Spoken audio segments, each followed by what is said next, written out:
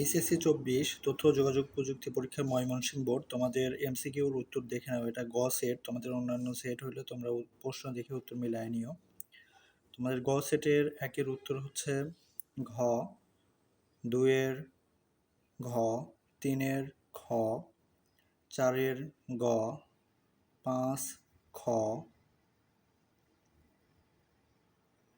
6 ক, 7 গ, 8 গ, 9 গ, 10 খ, 11 ঘ, 12 ক, 13 খ, 14 গ, 15 ঘ, 16 ক, 17 গ, 18 গ, 19 খ